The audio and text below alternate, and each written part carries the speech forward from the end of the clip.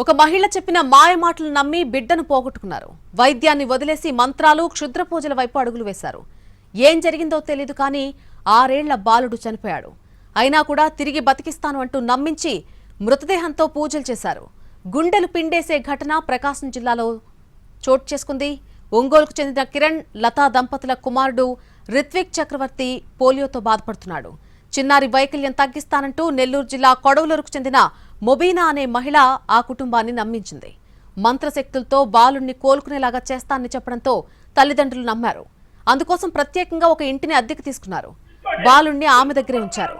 అయితే ఆమె చికిత్స పేరుతో బాలుణ్ణి కట్టేసి చిత్రహింసలకు గురిచేసింది. పసిపిల్లాన్ని గొడ్డును బాదినట్టు బాధింది. చివరికి చంపేసింది. ఇది జరిగి 3 రోజులవుతోంది. అయినా బాలుడు చనిపోయాడని చెప్పకుండా తల్లిదండ్రులను మరోసారి నమ్మించింది. బాలుడి మృతదేహంతో ఒక ఆలయంలో పూజలు కూడా చేసింది.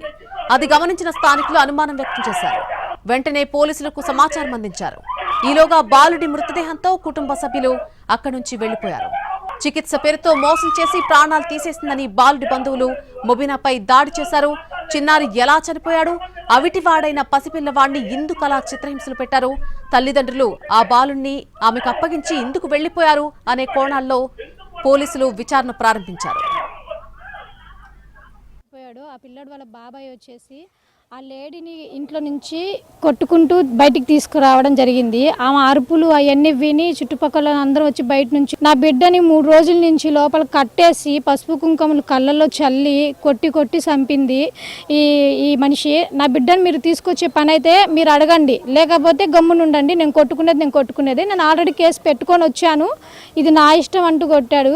జరిగిన విషయం ఏంటంటే ఆ పిల్లోడికి నేను ట్రీట్మెంట్ చేపిస్తాను, ఆ అబ్బాయికి కాళ్ళు చేతులు వస్తాయి అని చెప్పేసి వాళ్ళనైతే నమ్మించింది.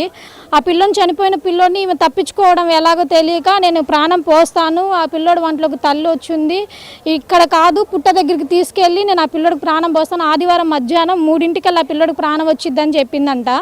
అక్కడ తీసుకెళ్ళి అక్కడ చేసిన హంగామాన్ని మొత్తం చూసిన తర్వాత ఆ పిల్లోడు ఎంత కాడికి లగకపోయేటప్పటికి ఇంకా బిడ్డని వాళ్ళ తండ్రి భుజానేసుకొని ఇటు సైడ్ తీసుకెళ్ళిపోయాడు. అక్కడికి ఇలా తీసుకెళ్ళిపోయాడు. అలా తీసుకొచ్చారు. ఆ పిల్లోని అసలు బూడ్చిపెట్టారా లేకపోతే ఇంకెక్కడైనా కాలంలో కానీ ఎక్కడైనా పడేస్తారా లేదా వాళ్ళ ఇంట్లో పెట్టుకున్నారా అనేది